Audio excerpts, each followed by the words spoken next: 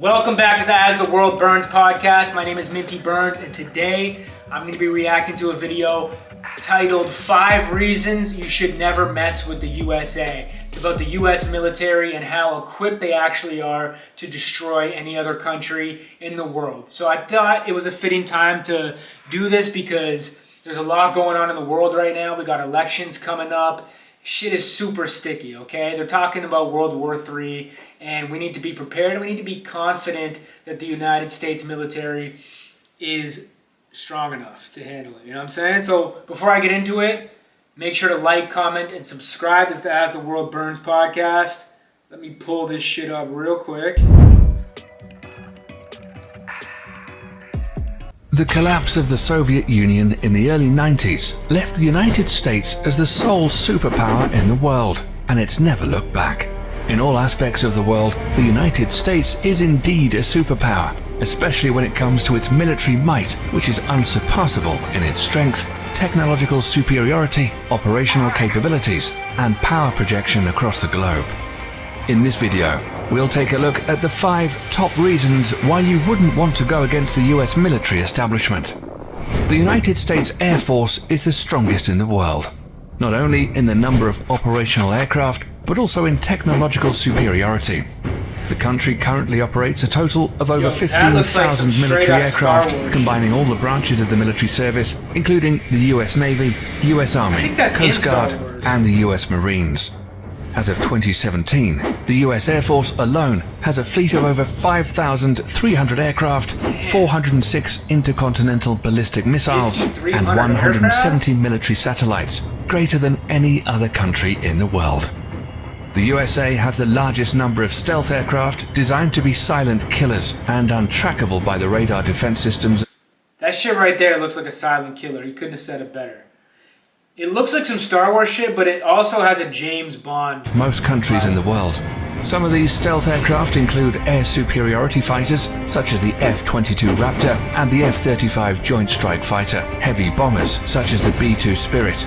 In fact, the United States pioneered this technology in the 1980s with the introduction of the F-117 Nighthawk stealth attack aircraft.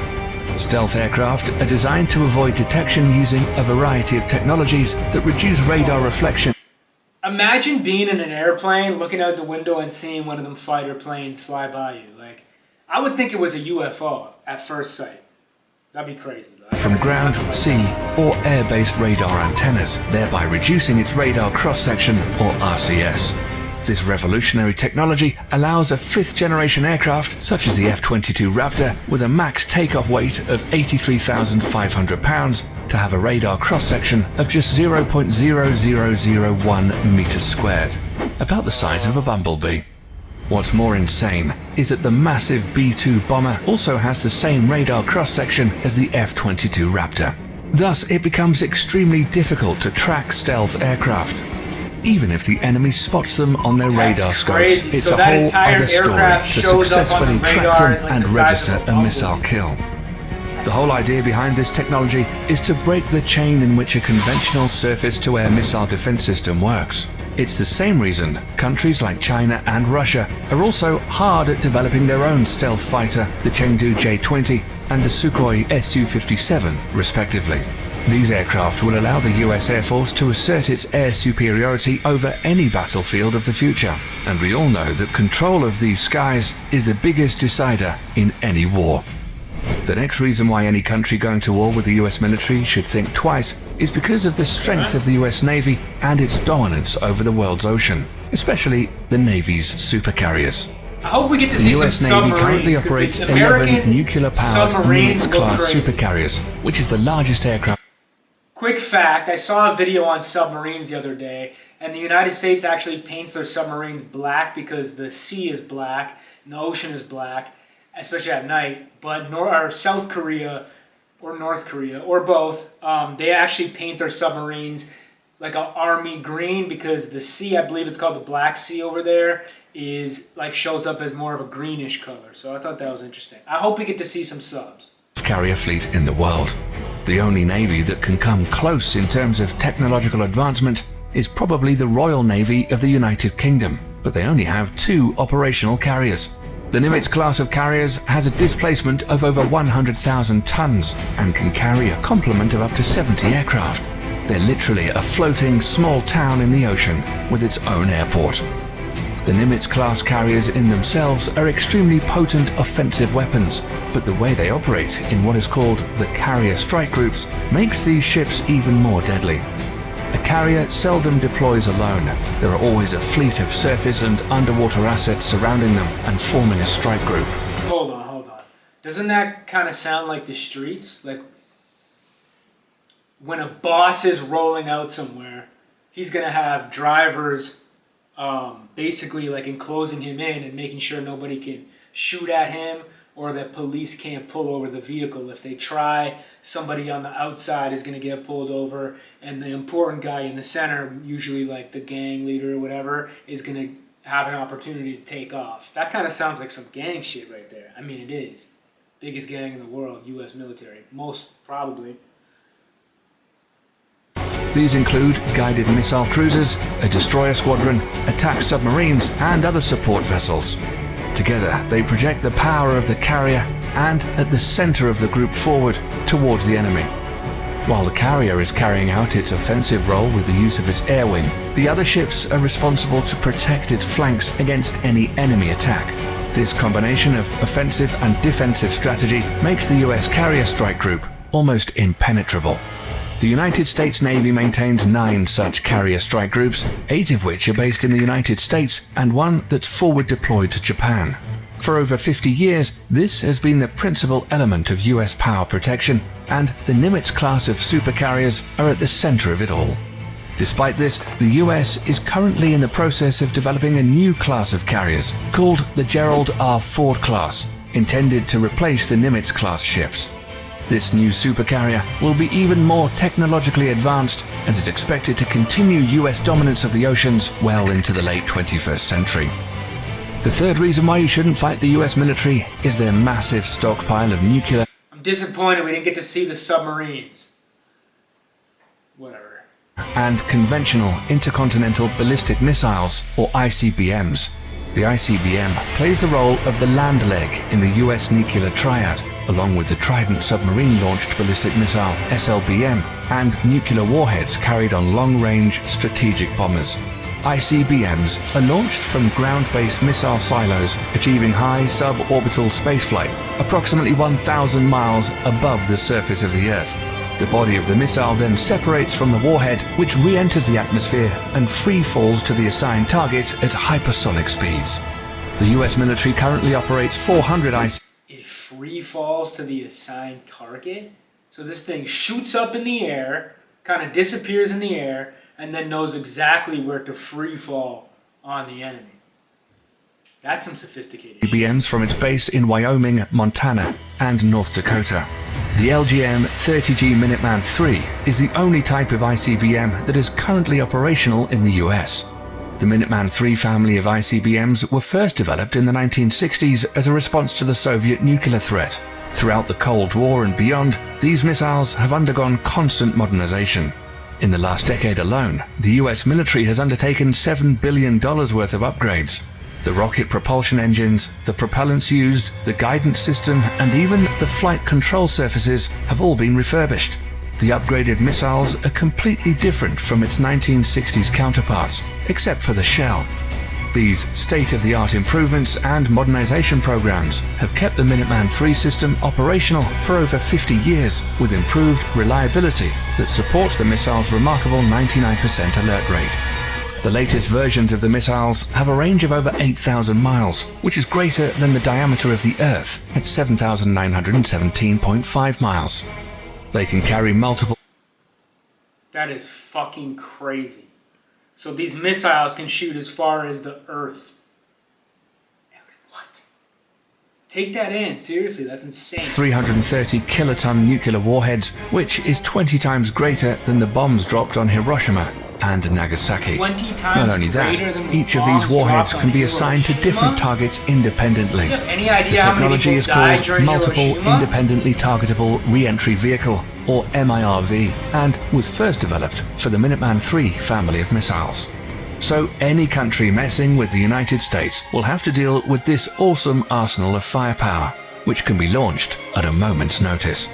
If it weren't the ICBMs or the stealth fighters raining fire down on you, it would be precision-guided munitions, or better known as smart bombs or PGMs. So let me get this straight. We got smart watches, we got smart TVs, smartphones, and we got smart bombs. Don't play with the USA! Instead, this is another big reason why not messing with the US military is a good idea. All branches of the US military use smart bombs in some forms or the other. These weapon systems are designed to be precise and hit a specific target with maximum efficiency. These bombs are so effective that during the First Gulf War, PGMs comprised only 9% of weapons fired, but accounted for 75% of all successful hits. Since then, for the US military at least, the days of normal artillery shells and unguided bombs are long gone. Nowadays, the military uses PGMs from air, ground, and sea. Precision-guided munitions come in various forms and use different kinds of technologies to achieve precise hits. A large majority of PGMs use the Global Positioning System, or GPS, of satellites to guide their trajectory to target. However, sometimes this becomes a problem, as GPS coverage is not always... Why? Because you can never rely on Wi-Fi. You gotta have a backup way to operate. You can't rely on Wi-Fi. Wi-Fi can go down. Reliably available everywhere across the globe, or bad weather conditions can hinder operations. Thus, the Office of Naval Research, the Naval Surface Warfare Center, and the Army Research Laboratory have all coordinated to develop the first ever artillery-fired smart munition that will not use GPS guidance. The project is known as Moving Target Artillery Round, or MTAR for short. The MTAR shell can be guided onto stationary as well as moving targets in both land and sea, using a combination of guidance technology. The best part is that these shells can be fired from the existing M777A2 155mm towed howitzer and the M109A7 Paladin Integrated Management self-propelled 155mm artillery systems already in use by the US military. The shells will also feature an extended range of 40 to 60 miles, using rocket boosters to propel them. Once finished, it will afford the US military another potent weapon system that outclasses others around the world. Lastly, the fifth and final reason why you shouldn't fight the US military is drones. We're all familiar with what an unmanned aerial vehicle or drone is and what it's supposed to do, but in recent years, The difference is these drones shoot. the usability of UAVs are steadily increasing to encompass all spheres of military operations, That doesn't and look the like US no military regular drone. is the pioneering I'll spirit say behind that. it. That's just like a fucking At first, airplane. used only for surveillance missions, drones were quickly weaponized after the 9/11 attacks and have been extensively used by the US military in the war against terror as an offensive weapon platform. It's forecasted that over the next decades, the US is in line to purchase over You don't want to be a 1,000 foot combat soldier in a drones of shootout with no various drone. That would classifications. suck. Some of them, like Because the the drone Lockheed ain't got Martin shit to lose. There's not even RQ-170 a Sentinel person and the inside. Boeing MQ-25 Drone doesn't care if Stingray it are gets hit. already in the final stages of development, and once finished, will provide the US military with state-of-the-art platforms capable of multi-role operations, ranging from attack missions to aerial refueling. Drone technology has reached such heights today that a single UAV can loiter miles above the surface of the Earth for hours, waiting for the target to show its head and sticking with impunity. This capability will allow all the services under the US military to reduce its dependency on manned platforms, thereby reducing the risks during future combat operations. These 5 weapon systems make the US military extremely dangerous for any adversary looking to get into a conflict with them. In a conventional warfare setting, it's almost impossible to beat the US military machine. That's why modern enemies of the United States are employing more and more asymmetric warfare strategies against the mighty US military. I'm surprised we Despite didn't that, see any the US bazookas military juggernaut is Or hands tanks. I down wanted to the see some most tanks. powerful military complex in the world today, and probably will be for decades to come. That's all we have for you today, folks. Thanks for sticking around till the end. If you liked the video and want to stay up, All I gotta say is China and Russia, y'all better be careful. Stop playing with the US. You see what the United States has to defend themselves, and Obviously, it's not a joke. It's one of the most sophisticated, most equipped militaries in the entire world. Yeah, that was a pretty interesting video. It was fun to react to. That being said, that's it for today. This is the As the World Burns podcast. My name is Minty Burns. Don't forget to like, comment, and subscribe. What do you think about the U.S. military's ability to go into World War III? Pray to God we don't, but just in case we have to. How are we looking right now, guys? You let me know in the comments. That's it for today. Hope everybody's having a blessed week.